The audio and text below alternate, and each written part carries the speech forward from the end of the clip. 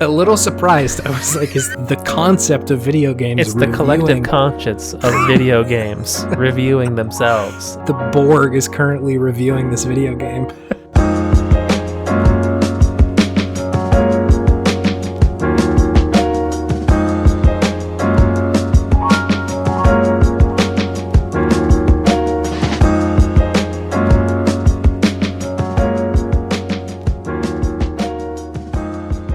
Happy Tuesday, I guess. Happy Tuesday. We're having a little Tuesday today. Yeah, recording on a different day. We usually record on Mondays and then put it out on a Monday, but here we are on a Tuesday. Again, last week we were bringing different energy because of daylight savings. Blessing be to daylight savings. I love it. We're recording on a Tuesday. My God, David. The world is alive again. I feel like a different man. My seasonal depression has hidden the corner that I'm putting it in again, only to return next in November. It's like, go in the corner. You stay there. Think about Sunlight's what you've done. back. Sunlight's back. You go. Who has vitamin D? This guy. Go. No, I do now. I'm in control. I'm in control. There you go. Yeah, you tell the depression who's boss, Chase. Good on you, man. Yeah. Fuck yeah. Now we just got, regular normal depression back. That's fine. not extra special spicy depression. Yes, depression with a little bit of sriracha on top of it. New depression or depression classic. This is super depression switch. Oh no. We've delved too far into depression jokes. If you have depression, go talk to somebody. Talk to somebody about it. Hey baby, as a classic depression enjoyer, as we like to call ourselves.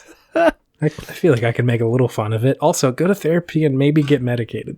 This is all very funny and super good and very fun. However, David. Good segue. It's video game Podtimists. It's the Optimists, underlined Optimists, video game variety show. Yes, you're right. Where two best friends talk about the wonderful world of gaming. My name is Chase, and my favorite hour of the day when daylight savings returns, I think it's a toss-up between 7 and 8. 7 p.m. and 8 p.m. What an interesting way to start the cast. Your favorite hour. Why that time? In the winter, when daylight savings time is not here, 7 and 8 o'clock are indistinguishable from one another. And even when I live in this gray place called Seattle, 4 o'clock is nearly indistinguishable from 8 o'clock during January. Oof. Which is a painful time. Man. But now the daylight savings is back, 7 and 8 o'clock are once again distinguished from one another. I see what you're saying. I think I like 7. I think I like the energy that 7 brings to the table. Okay, so it's just right about now, this very hour we are in. Yeah. I think that's why I'm filled with the spirit of podtimism at the moment. Yeah, no, that's good. That's your name. Excellent. My name's David. My favorite hour during daylight savings. I'm a fan of noon. Ooh, a nooner. I'm a nooner. A nooner. Wow. I'm a nooner. Tell me about noon. We'll get to video games in a second. Tell me about noon. There's something nice about a noontime walk at lunch.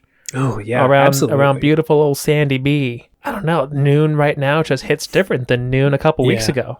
It's just a better version of noon. It's just a little earlier, a little brighter. Yeah, it's really bright. Yeah, noon is very bright right now. Yeah, before daylight savings, noon definitely was kind of on almost like the downswing of brightness. It's like you'd already hit the peak of the day. Peak of the day was 11, but now noon's the peak, baby. You can go walk around outside and breathe them fresh airs. It's good for your body. I'm not sure if it's just because I'm 30 now or something, but this discussion has been riveting for me. We're literally talking about weather and our favorite fucking hour. Just felt good on my body. Oh, good Lord. David, have you been playing video games? Yeah, I have been. Could you tell me about those, please? Yeah, I haven't done anything super interesting this week, video game wise. Yeah. It's still been Rocket League, and I'm just also still going through some side quests on The Witcher, and that's kind of it. And I'm okay with that. Yeah, absolutely. Because Mallory's family was in town, and I'd spent a good amount of time with them because it was her mom and her sister's birthday. Happy birthday to them! Shouts out. So we were doing a lot of birthday and fam stuff. So my normal video juego time was vastly reduced. So I wasn't wasn't ready to really delve into a new game just quite yet. Sure, yeah. But it was still good. Still had some fun in Rocket League and The Witcher. What's on your horizon? We don't usually talk about this, but like, what are you looking at right now for video game playing? Assassin's Creed Odyssey. Okay, sure. And Detroit Become Human. Yep. And Mario 3D World. Yeah, you're gonna get in there. Are you gonna play with Mallory? That's the plan. She doesn't seem super interested. I think she just likes deep dive fantasy RPGs. I respect the hell out of that, honestly. Yeah. Like, I feel like it's an easy take to just be like, I like the classics, right? I like play me the hits. Yeah. Imagine if somebody was like not that into music and they're like, I don't listen to a lot of music, but I only listen to Death Grips. I was about to say, we're talking about Death Grips right now, aren't we? Yeah. Like, absolutely this one niche, very nearly unlistenable band. I love Death Grips. Me too, but like, it's an interesting take, and I respect the heck out of it. Yeah, I think she doesn't do well with like quick button presses and timing and stuff like that. That's not her forte. So it's hard to get her to play those kind of games, but games like Goose Game, where all it is just like walking around and like trying to figure things out, like those are more her speed of games. Yeah. And that's isometric, baby. She likes isometric games because Goose Game is isometric, isn't it? Technically. Yeah, it is kind of. It's like right? the fixed top down sort of. Yeah. So that's fascinating. Go, Mallory. She's got a style. She knows what she likes. She knows what she's like. So we're just waiting for that new Baldur's Gate with a hard T. I'm interested in playing this like on the show and like talking about it here because you and I don't always play the same things and like bring it, and so whenever we do, I'm always like, let's chat. Let's go. Let's have some coffee talk. Ooh, new segment. Coffee talk. We should like have a weird segment where we get up at like 7 a.m. on a Sunday and record. Oh my Call God. it coffee talk. Very weird energy on that one.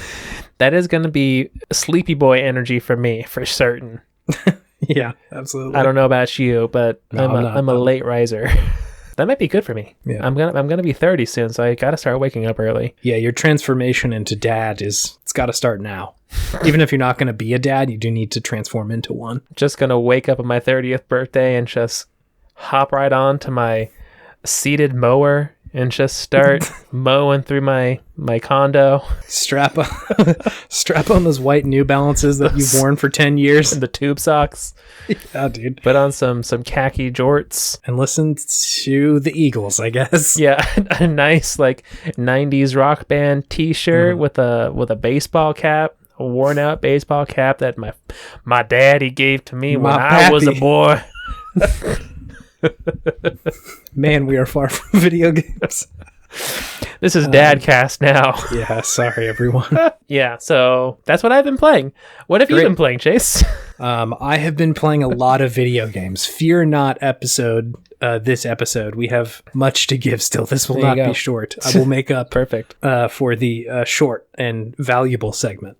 But I have lots of shit that I have played. Let's hear it. I forgot to bring this last week, but I had been and have now beaten Pokemon Emerald. Your Nuzlocke? I was not playing a Nuzlocke. I've been watching a lot. I think we mentioned that last week, but I tried to initially.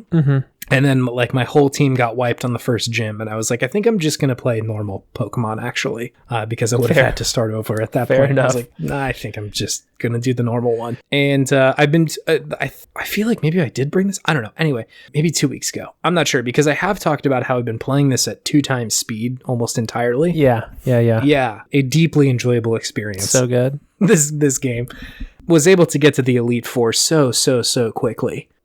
And I don't really feel like cheapened by that experience. Like I thought like, oh, maybe if I'm, blasting through it really quickly, it'll make me not enjoy the small moments in Pokemon. But I think that's not necessarily why I'm there in the first place. Yeah. Unfortunately enough, I am an achievement nasty boy. And so like, I want to be the very best. And I don't necessarily need to like go and hang out in Slateport City to like get that feeling. I need to beat the Elite Four and get all my Pokemon looking cool, man.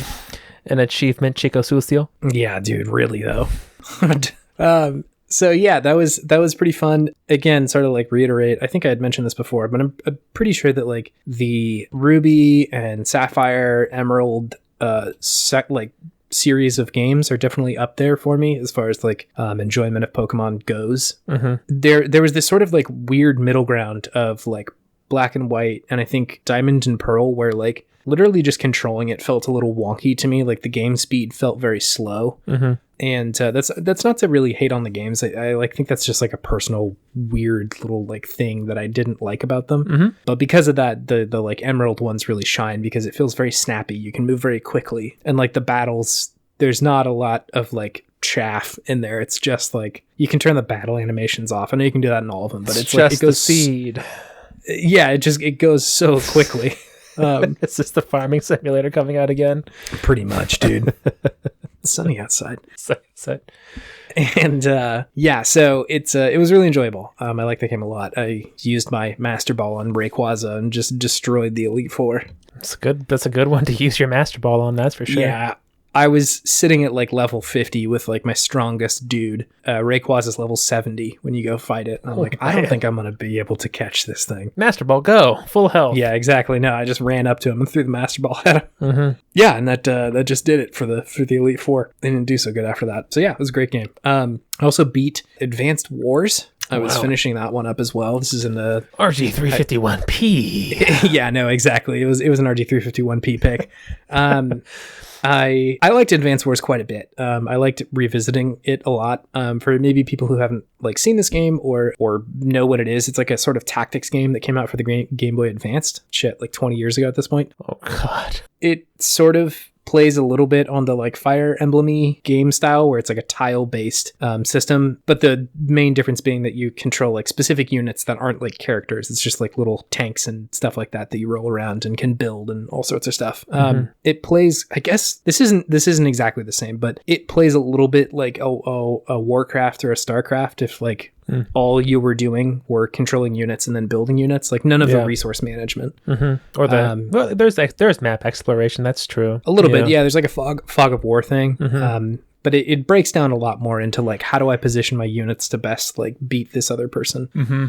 So yeah, that was pretty enjoyable. Again, I've said this before, but the graphics, the fidelity of things on the GBA just hold up so well. They look so good. Nice. So yeah, I'm gonna try the next Advanced Wars. I remember getting my ass kicked. Advanced Wars was definitely a game that beat me as a child.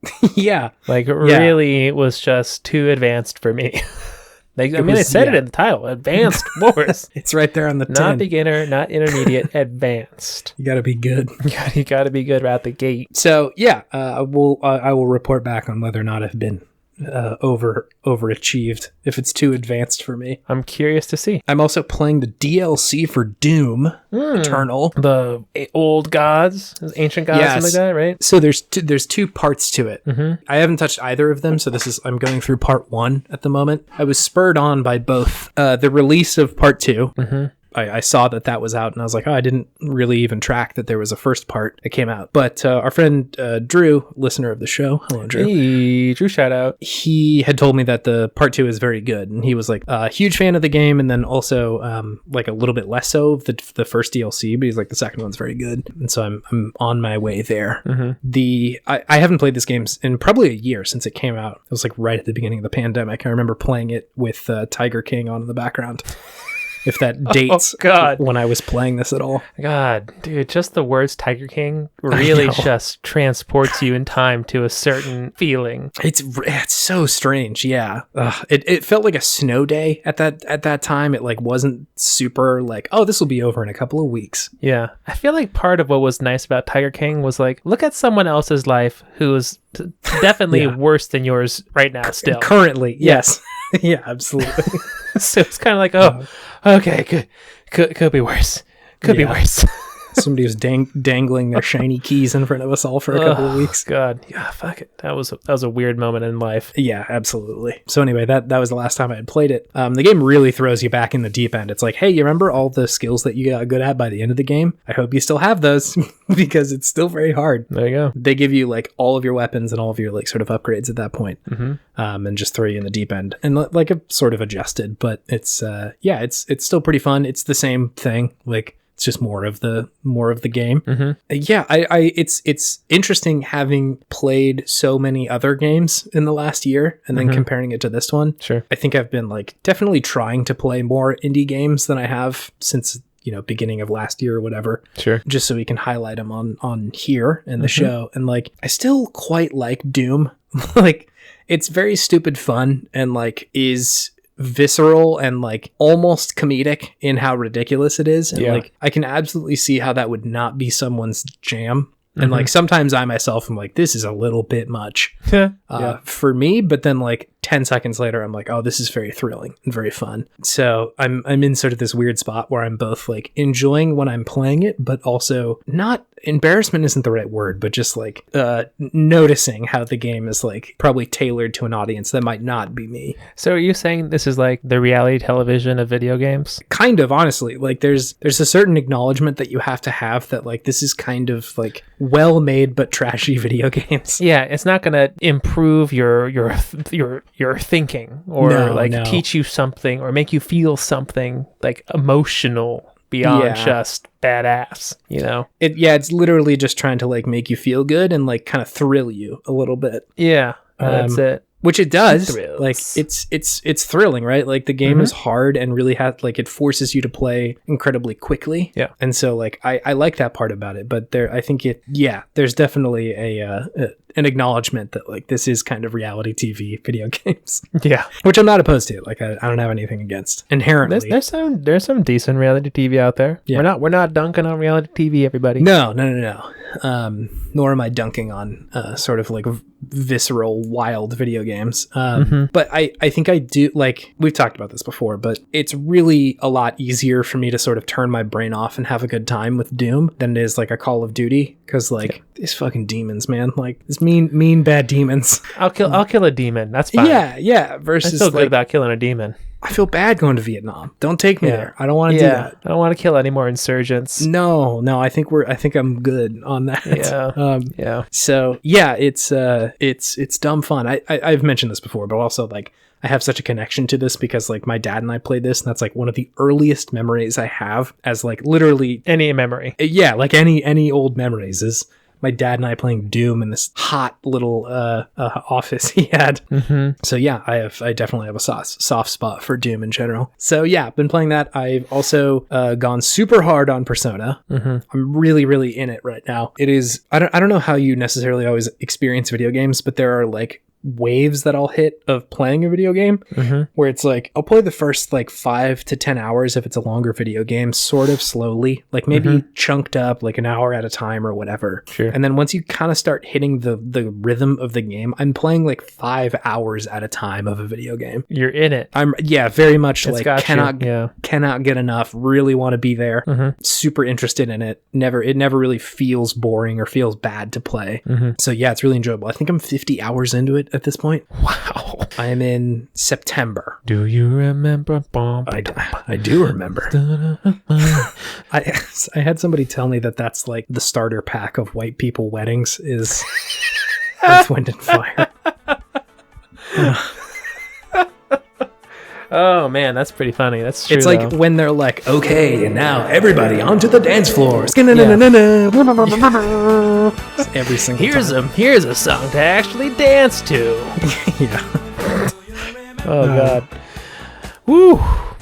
The goose is loose. The goose is loose. So yeah, Persona 5, it's really, really enjoyable. I've gotten, so like the game starts slow, right? Like for anybody who's played it, I guess I should be doing a better job of explaining what these fucking video games are. Persona 5 starts pretty slow. It's like a Japanese RPG, and so it's a lot of it is like mechanics based, and you're sort of wandering around different dungeons and stuff like that. And it introduces you to this like cast of characters pretty slowly, and I think very well, like just little bits at a time, so that you really get to like know these people. Everybody gets like a good introduction and time to be like the new person in the group. Yeah. So you like get to you get to know them pretty well. And I think this game only gets better the more characters that are in it. The like play off of these characters are really fun, and like the way that like you sort of think initially like, oh, it's like they've got a couple of like more quiet characters initially that they introduce, but like some of them are just like sometimes diametrically opposed to each other in like the most fun ways, which is just really great. I love how like well defined all these characters are.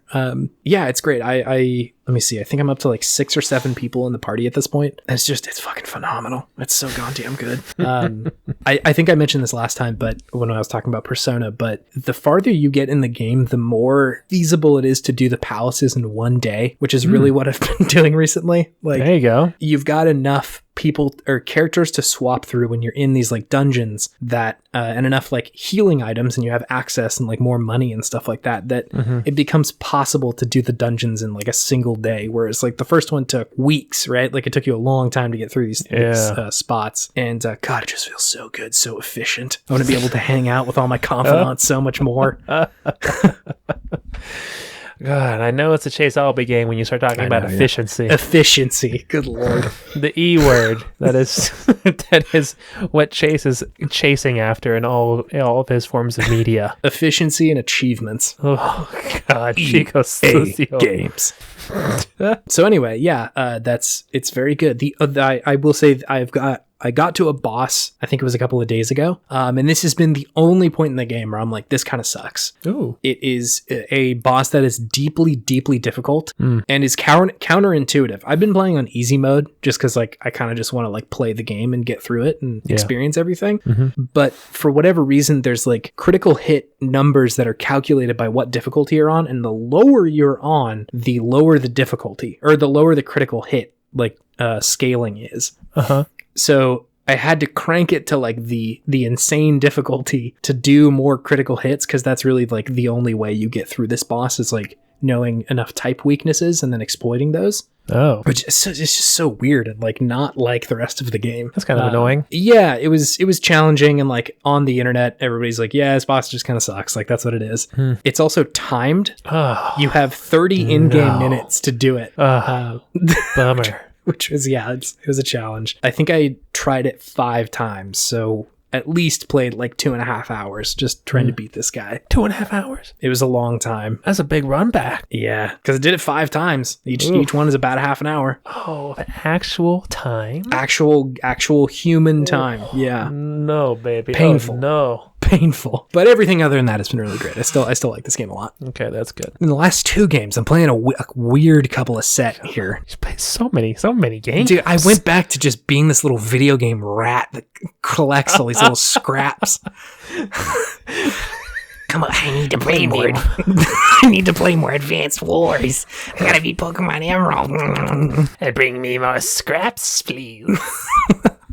The Rat King demands it. The Rat King needs more video games.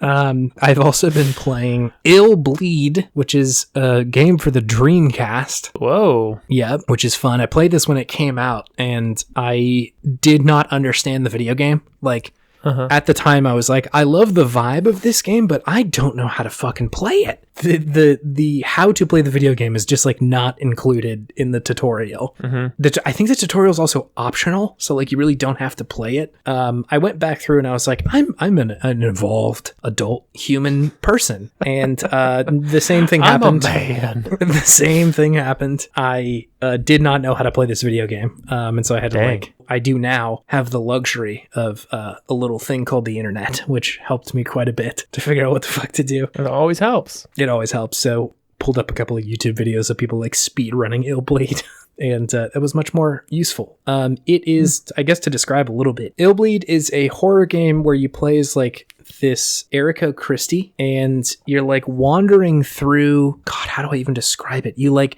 go into a movie theater, I guess, and then it puts you through this like scenario. I honestly don't know the conceit of how this game works, but you like go through this scenario where it like tells you a very spooky story in the beginning. It's like this dude and his son were, they used to practice baseball. Their basement. They turned their basement into like a tiny little baseball field. But then one day some hooligans came and burned down the house, and it burned up the boy and his dad. And then the dad was like this disfigured monster who came out and killed the hooligans. And some say the house is still haunted. And so you got to go like force this dad to to stop haunting this house or something like that. Oh my god. It's so weird, and the mechanics of the game are you're essentially, it's like kind of like Eternal Darkness. Did you ever play that game? I never played Eternal Darkness. In it, there's like this sanity meter that you're constantly trying to like keep. I'm aware of that. Right. Part of yeah. It. Yeah. And so like it's similar in that you're trying to make sure that like you don't like lose it essentially. Mm-hmm. And so you want to prevent yourself from being scared. The way to do that is through this thing called the horror monitor. That does not sound like a way to not be scared. The horror monitor. That sounds like a way to be scared. Very misleading. We've got this the scary machine. It's going to make sure you aren't scared.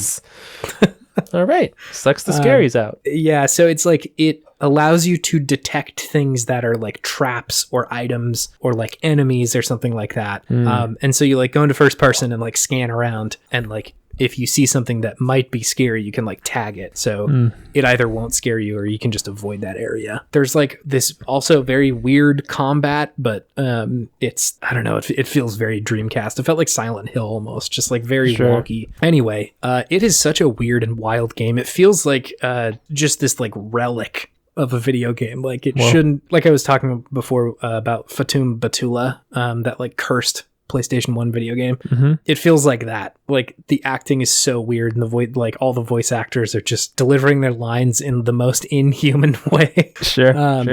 The whole plot is just so wild. Like, I guess I do know more about the conceit. It's like this, these 4 high school students get invited to this horror theme park called Illbleed. And there's like this reward of $100 million if anybody can successfully reach the end of the park. Okay. And so like, you know, you as your character say like, no, I don't want to do it, because I think Eriko's mother or dad was like a horror theme park designer, and he tested out all of the horror parts on Eriko. Okay. So she's like, I don't think I want to go. Anyway. She's like, no, I know what's going to be there. Yeah. Or I think she just didn't, it was too good to be true. Like $100 million was way too much. Yeah. It's such a weird game. I kind of do want to like finish it, because I was just unable to grasp it at all when I was younger. I don't think I made any progress in this video game. Yeah, it sounds dense. Just the mechanics do not present themselves very clearly, and that's fine now that the internet is a thing, and like now that we've played Dark Souls enough to know that like I can figure out the mechanics of a video game even if they don't tell me how to do it. But yeah, it's, oh man, it's just so wild. The tone of it is deeply frightening too. I think because it's so cursed and like so old seeming, it's unsettling for different reasons. But yeah, it's a very weird video game. But I'm gonna keep playing, and I want to talk more about it at some point. Wait, quickly before you say your last game. Yeah. Would it be a fun game for it to be the concept of the game is one person builds a theme park like Roller Coaster Tycoon, and the other person has to then go in and try to survive all the rides? Yeah, if you could build that well enough, it would be fun. Essentially a like Super Mario Maker level of fuckery that you could put into a horror theme park. Super Mario Maker, survive Final Destination, the game, but make it spicy. but make it spicy. Yeah, that can absolutely be a fun game. That'd be Yeah. The final game that I'm playing, it is a game called Chrono Trigger, David. Whoa, this is one of your favorites, isn't it? The last time I played it, I ranked it quite high on just like my top overall games. Yeah. It's really, I think I probably played this like 10 years ago at this point. It's still very good. I'm playing it on the RG351P. I think I need to not do that. It's not working? It's definitely meant for a larger screen. Like it came out on Super Nintendo, Chrono Trigger did, and it's definitely meant to be like seen a little bit more. Like there's a lot of detail in it that I feel like I'm kind of like squinting at, and I'm like, I think I might be missing a lot of how enjoyable this game is. Sure.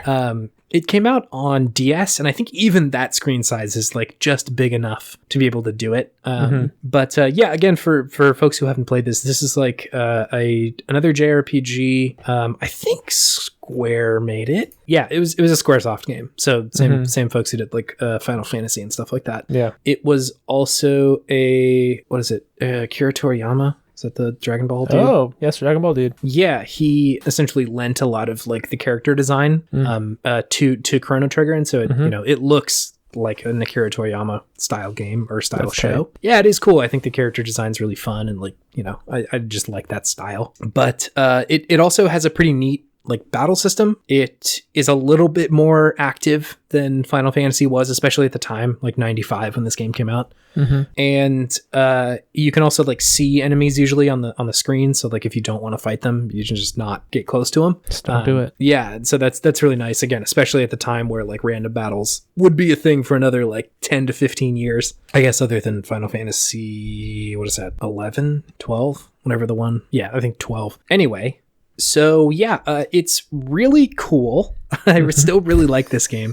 The main conceit is essentially time travel. Like that's one of the first things that happens is you get thrown back in time. I genuinely usually enjoy time travel stories a lot, like especially when they're done really well in a video game. I think because it represents the shifting of like physical parts of the world really well. Like initially you get thrown back into time and the world looks a little bit different, but like everybody's like clearly like, yo dude, it's like 1,000 years before you think it is. Like the king is out here and he's gonna fuck you up if like you're not like careful and don't like pledge loyalty or whatever. He gonna get you. And like people are like really suspicious of you whenever you like run into town and like talk to them. They're like, are you kidding? Are you stupid? Like what happened? Like what's going on? Like why do you think it's this year or whatever?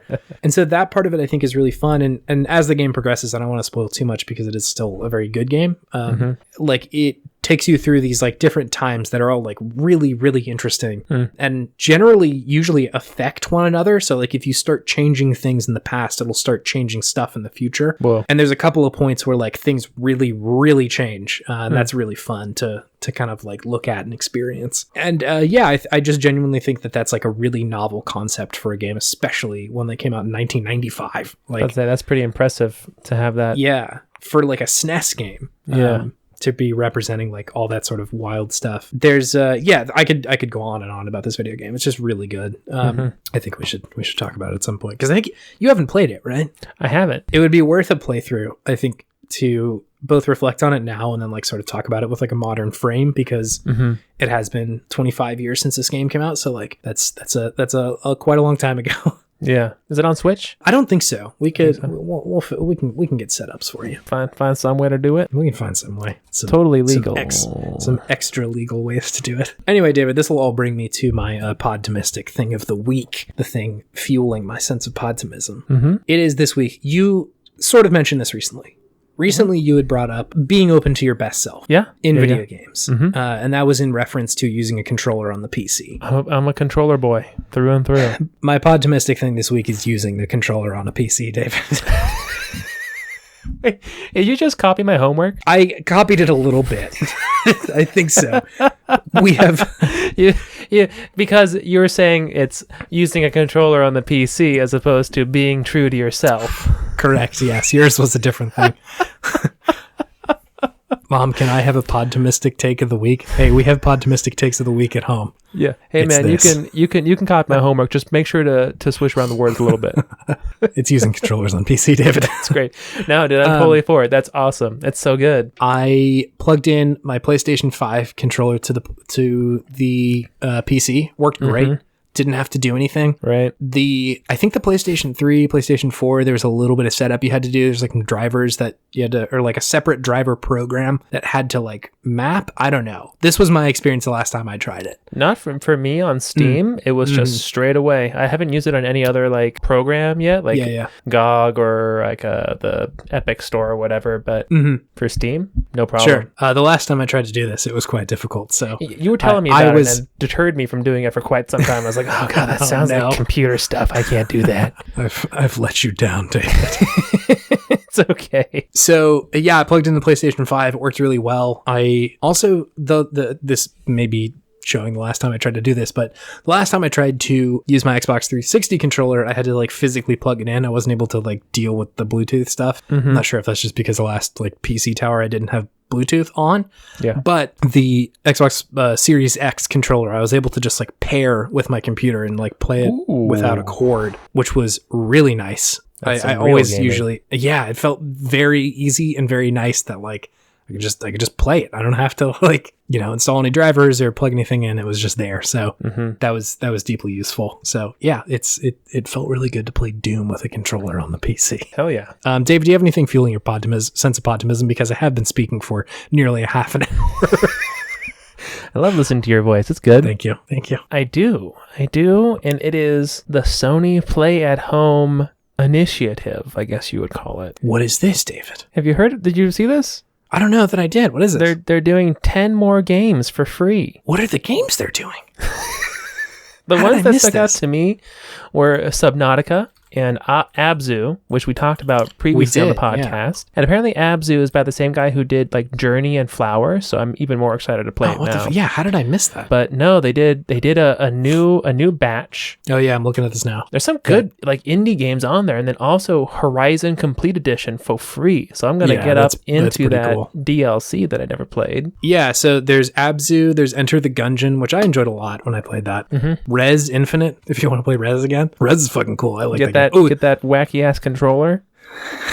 I know. That special controller for some interesting implications. Subnautica, The Witness, Astrobot Rescue Mission, Moss, Thumper, Paper Beast, and then like you said, there's a Horizon Zero Dawn coming. I think it's between April and May at some point.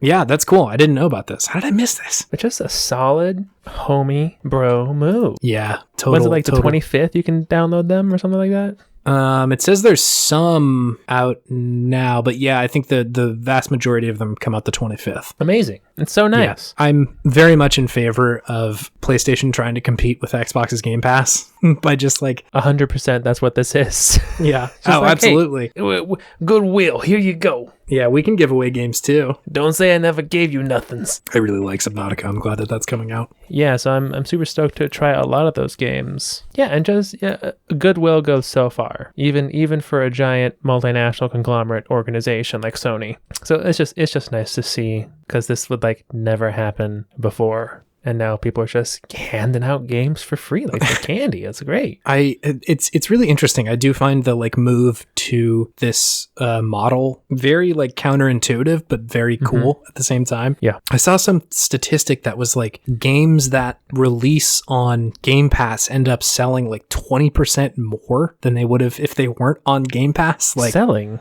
I know, like, I'm not sure if it's just on other consoles or what, but like they end up making a lot of money just by the sheer fact of being on Game Pass. Maybe more word of mouth, like people play it like, hey, this is good. It's not on Game. You don't have Game Pass, but maybe you should just pick it up. I think that's probably true. There's a lot of folks who are like, hey, this game, I played it here, or I've done this too, where I've played a little bit on Game Pass, and I was like, I think I do like this game. I'm gonna get it somewhere else though. Like, I want to play this on Switch. Let me buy it there or whatever. Yeah. So I think like if it wasn't for that, I'd be a little bit like, I don't know, Xbox, maybe this is a little shady, but I think that it's good for the developers. Obviously it's good for Microsoft because they're doing it, and then also Sony as well because they're having to compete with that. Not to sound all fucking free markety, because obviously it's still a bummer of a situation for most consumers, but still it is a cool part of this for sure. Yeah, but like I see you, Sony, offering Horizon Zero Dawn for free when you know well and good that most people don't have a PS5 yet, but Horizon Zero Dawn 2 is a PS5 exclusive. Yeah, no, it's coming. So give them the good stuff for free, so they have to buy that $500 console plus the game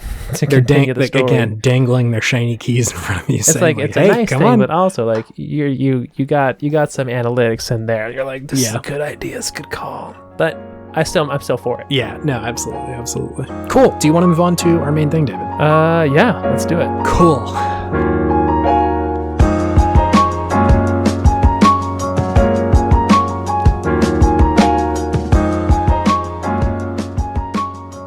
We hinted at this last week. We did. Before, when we said that there was perhaps a companion episode coming up. We did Waverace. The chillier companion. the cooler, slightly chilly game. So chilly.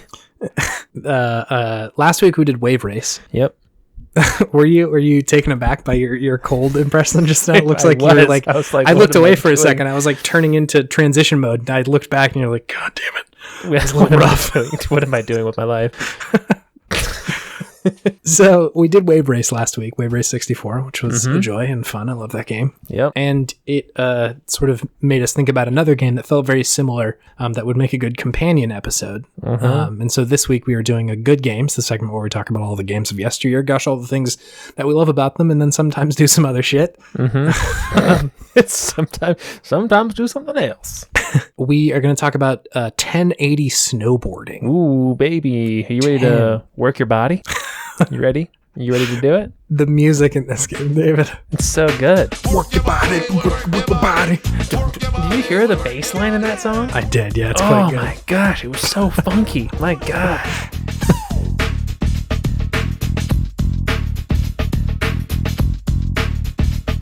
Wow. But I think unfortunately enough, I think you and I might just like N64 music. Like this, maybe. I think I do. I think that's what I'm learning over these last couple of episodes, that I just love N64 music. Yeah, there's just something about it that gets me going. It really does. Yeah, if Waverace was the chill Miami vibe, 1080 is the like hip hopified snowboarding game of Tahoe, I guess. Mammoth. Aspen, I guess. Aspen, yeah. Just, Snow Bros. Snow Bros, you know where you are. Yeah, Snow Bros. So before we get too far into it, let me hit you with a couple of hot stats, David. Hot stats. Ooh, let's hear it.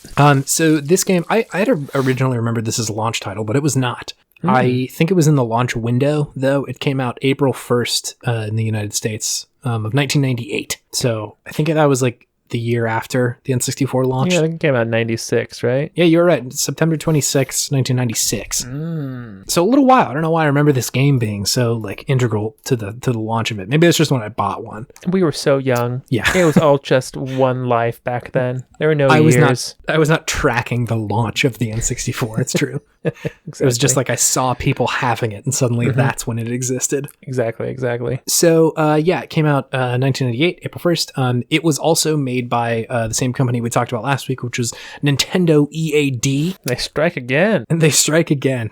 Like we mentioned last week, they made most video games that you know of. Super Mario Bros., Legend of Zelda, Waverace, of course.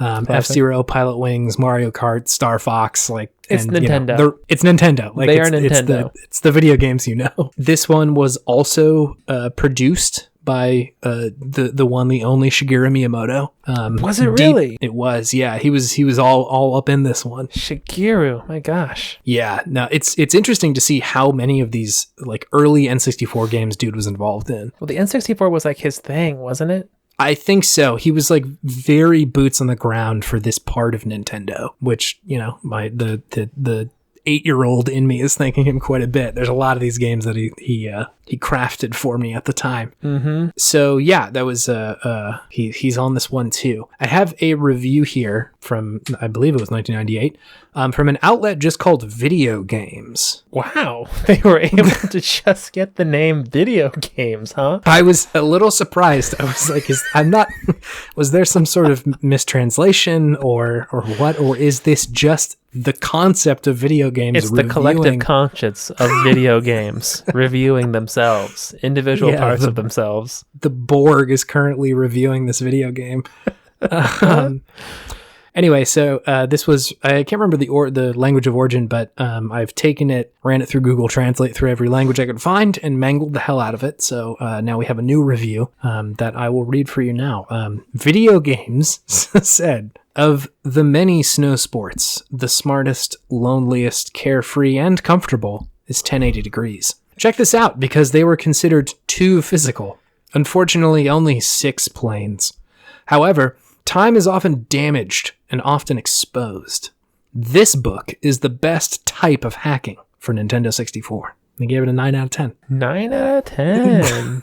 Wow. Couldn't make heads or tails of what they're trying to say there after it's been mangled. Most but comfortable of all snow sports. It's is that sentence. There was just nothing there. Of many snow sports, the smartest, loneliest, carefree, and comfortable is 1080 degrees. Smartest, loneliest, carefree, and comfortable. That's a vibe, man. That is. It's describing a specific kind of thing. This is a sidebar before we get into the gushing, but I've been digging around these like wikis for these, I guess not smaller games at this point, but games that probably like don't get a lot of hits on wiki all that often. Sure. The writing in some of these articles are so strange. Yeah. The wiki article was talking about the people working on this game, and it talked about Shigeru Miyamoto, and then just like kind of casually said it was programmed by Englishmen, Giles Goddard and Colin Reed. I don't know why the presence of Englishmen sort of threw me off, but I was like, why do we need to note right there, like that these were like British boys? I don't know. I don't understand. I don't know. That is a strange distinction to make, but I guess, I mean, if you're reading an American article, they probably would say Japanese game developer Shigeru Miyamoto. Maybe.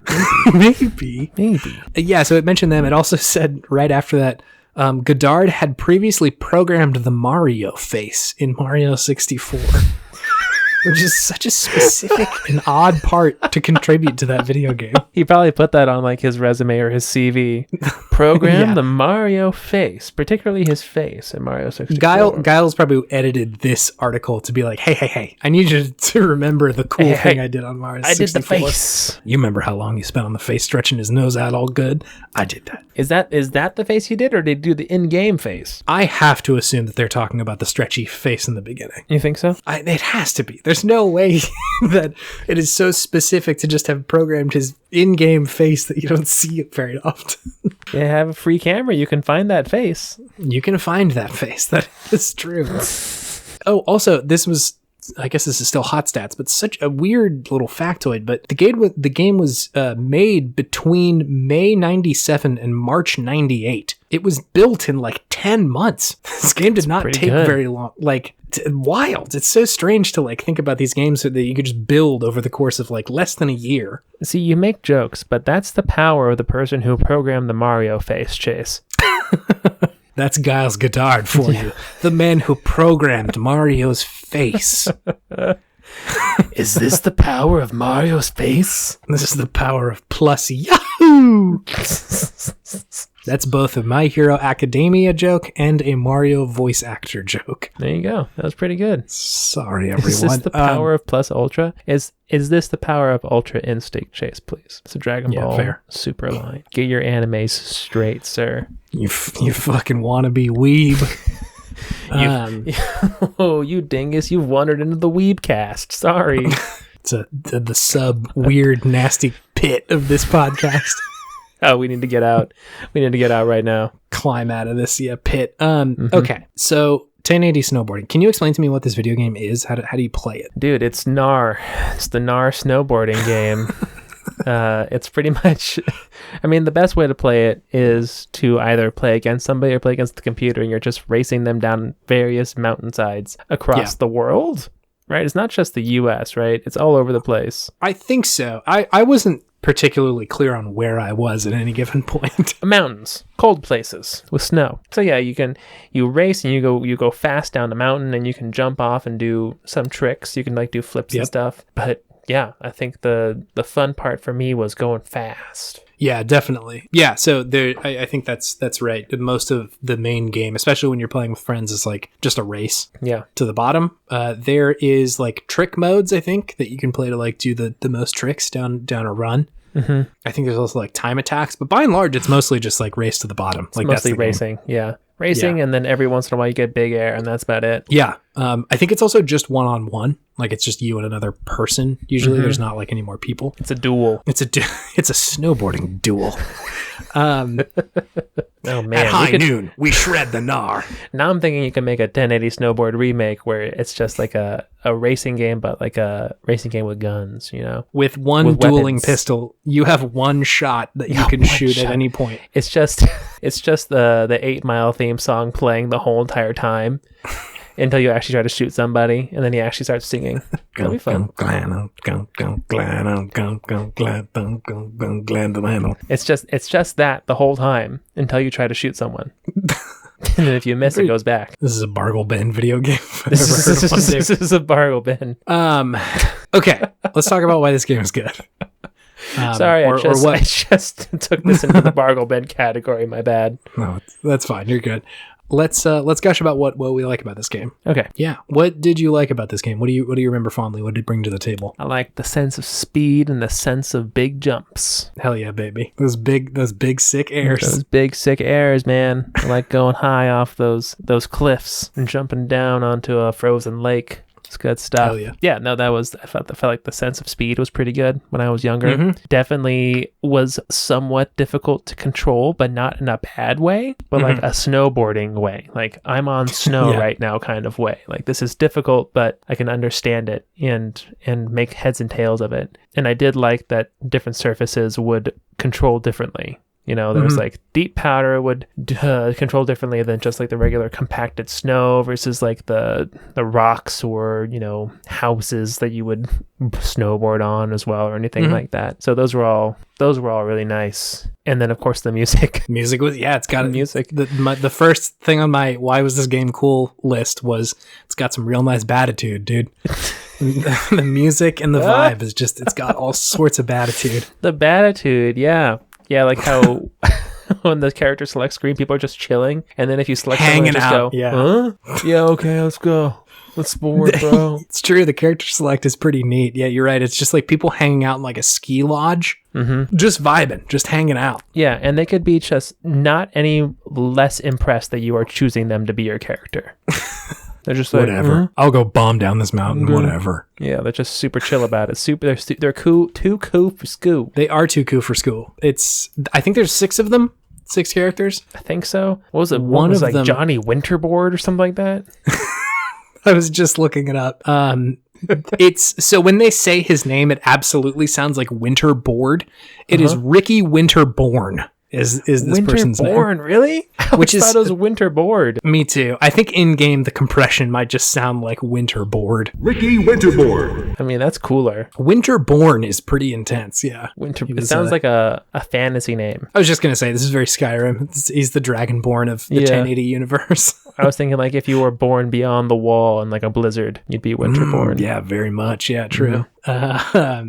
Just got real nerdy there for a second. No, you're fine. That's what we bring to the table. That's good stuff. So yeah, no, the vibe of it is very, very cool. The music is very fun. The title track is definitely the better of the songs. I played a couple of rounds of this week. And the music in the later levels it's pretty cruising core. It's gets pretty cruising. Like the beginning is like very much like kind of like almost Jet Set Radio level kind of hip hoppy sort of stuff. Yeah, which is pretty fun. It lends to the vibe quite a bit. But the other levels are pretty play by numbers, like racing game soundtrack. What do you got against cruising core, Chase? Nothing. I'm just saying that is the vibe. At the beginning, I really, really enjoyed, and the rest of it's like, okay, yeah, I get it. Anyway, so to go back to one of your points you were making earlier, the momentum in this game felt really good. Like what you were saying about like it not controlling like perfectly, I think was like a good thing. It really felt like you got the sense of your own momentum being a really big part of the game. Yeah. Like you were coming down the mountain and like at a certain point you're committed to going a certain direction. Yeah. You're controlling how out of control you are. Yeah. You very much feel like you're falling down the mountain. And so like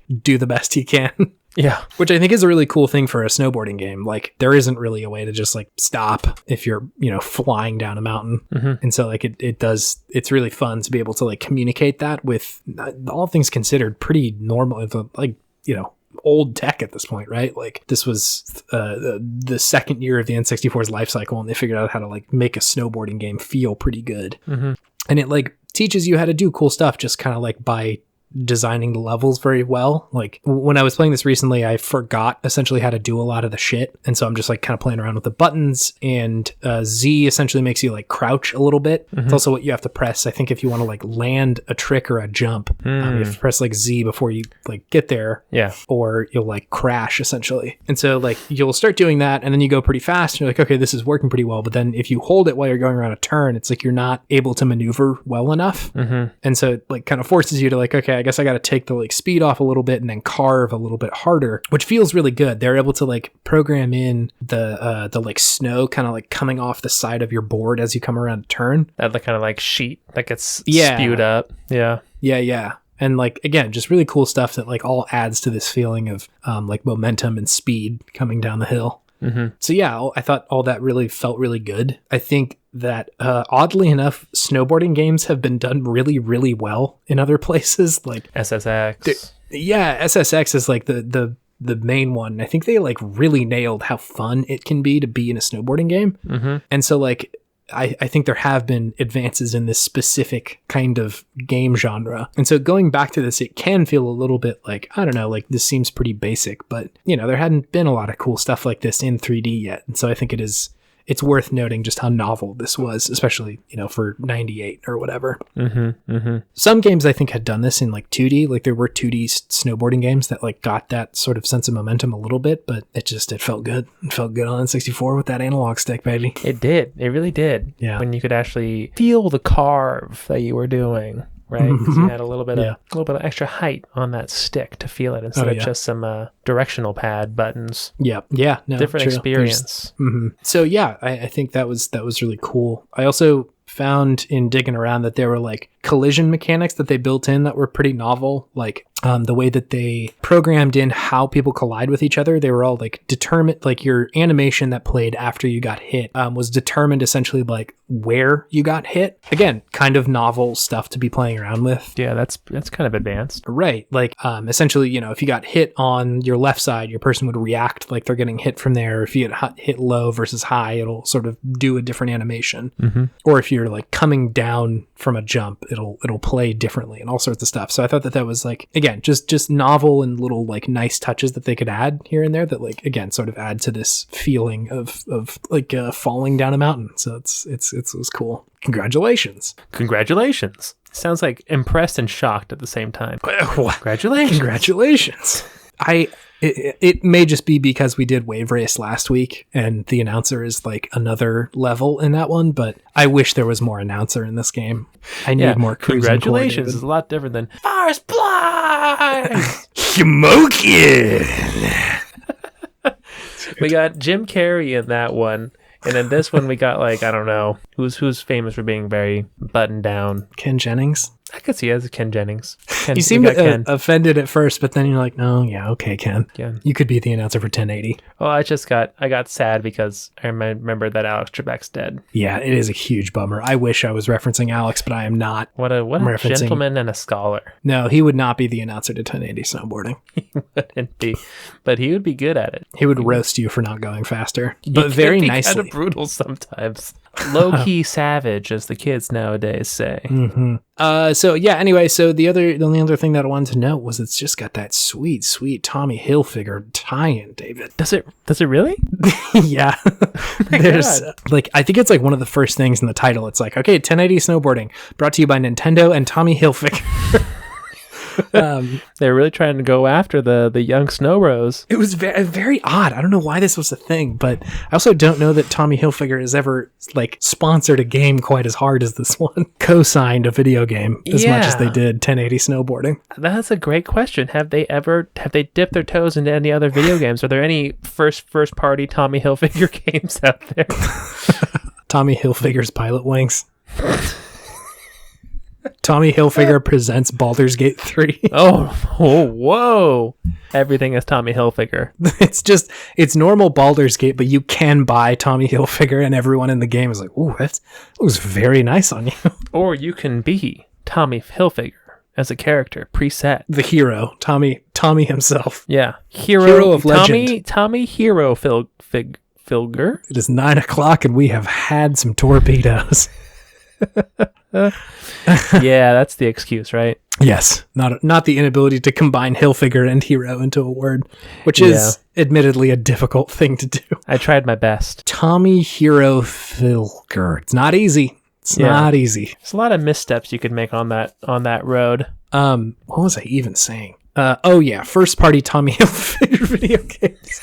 Oh yeah, that's right. That's what we were talking about. Tommy Hilfiger teaches typing. Tommy Hilfiger teaches typing is really nice because it sounds very good. It does, right? There's a lot of alliteration in there. Mm-hmm. Mm-hmm. Tommy Hilfiger teaches typing. A spin-off, Tommy Hilfiger teaches taxidermy. Oh, sure, why not? Tommy Hilfiger teaches taxes. Tommy Hilfiger. Tommy Hilfiger goes to war. Whoa. Is Solid Snake in there? Yeah, this is the 6th Metal Gear. Solid Snake is dead. Hideo Kojima has cast Tommy Hilfiger as Solid Tommy. Solid Tommy. Metal Hilfiger. Metal Tom. Metal Tommy. Metal Tommy. Snake, it's me, Otacon. They have a very special new kind of t-shirt. It looks really good. And everyone's distracted. You can run by him now. Okay, hold on. Sidebar, I felt like that was a really good Otacon. That was pretty good. I felt like I was nailing Otacon. That was solid. Serving. I felt it. It was definite Otacon energy. Wow. Okay. I'm going to have to put some Otacon Metal Gear is wearing a Metal Tommy. It looks so good. Cool on him. Yeah, he would say cool. It looks so cool on him. This is some weird fan fiction we're creating right now. Some really weird fan fiction. The games almost write themselves. Tommy Hilfiger presents something. What about Tommy Hilfiger presents Mark Echo's Getting Up? Whoa. Some interesting crossover here. Oh my gosh, that's a deep cut of a video game, sir. Wow. I was just trying to think of any other video games that had names. Names attached Tommy to Hilfiger's Civilization. Oh, sure. Tommy Hilfiger's Pirates. Tommy Hilfiger's Sid Meier's Presents Pirates. Tommy Hilfiger presents Shadow of the Colossus. It's the same game. He's just wearing a nice pair of pants. Tommy Hilfiger presents... You really feel like there's something else good in there, huh? They're all good. They're all fun. Tommy Hilfiger presents The Last of Us 2. Let's talk about it. Oh, let's talk about this video game, David. He's the only one who has survived the apocalypse and been a successful businessman during that time. I've got nothing. It's just fun to imagine his name on these video games. Tommy Hilfiger Skyrim. Tommy Hilfiger presents... What's a game that was so hard to get through but you don't want to... Like, is good but you don't want to play it again? Tommy Hilfiger presents Resident Evil 7. Tommy Hilfiger presents Demon's Souls. Tommy Hilfiger presents the I old knew one. it. I fucking knew it. It was just right there in front of us. I was like, don't take the bait. Don't take the bait. Don't take the bait. And one day the old Tommy came. On the first day, Tommy clothed everyone in very cool polos. Oh, man. Great. Do you have anything else to say about 1080 snowboarding? No. I want a new snowboarding game. Yeah, me too. There was Steep. Steep was a thing. I tried to play it, but it was like an always online thing, and I didn't want to deal with that. I just I just want to go down a mountain on my own, because I am also the smartest, loneliest, comfortable something gamer. But really, it's just I just want to be a lonely gamer. I don't know if any of those other adjectives describe me. I just want to play. Gaming. Yeah, hell yeah. It's a great game. I love 1080. I want more snowboarding games too. Mm-hmm.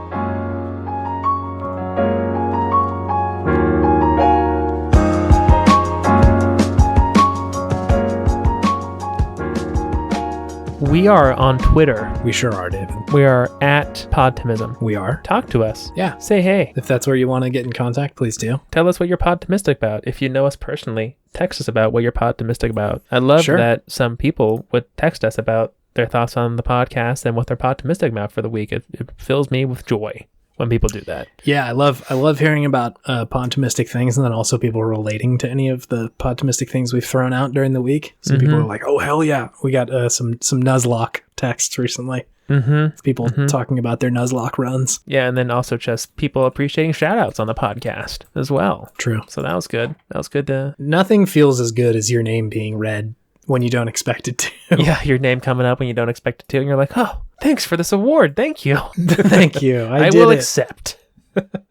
So yeah, we're on Twitter at Podtimism. Yes. If you are enjoying the show and want to help us out, you can leave us a review on any sort of podcast service that you have, or especially on Apple Podcasts, because that really helps us out. That is true. We've seen a couple more 5-star ratings out there. Thank you very much for whoever did it. Thank you, sir, or madame. Whoever you may be. If you end up leaving a written one, we will read it here. But don't feel obligated to. We don't want to put the pressure on you. Yeah. If you want to send us a secret note, a secret review. Just send us just DM us a winky face emoji. We'll understand. We will understand what you're saying. You can email us at vgpodtimism@gmail.com.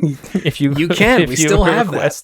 If you request internet snail mail. Yeah, true. That is out there. Also, thank you for listening. Got a few more listeners that we've been talking to and hearing from. So appreciate all y'all who are here for the first time, and all y'all who've been around for a while.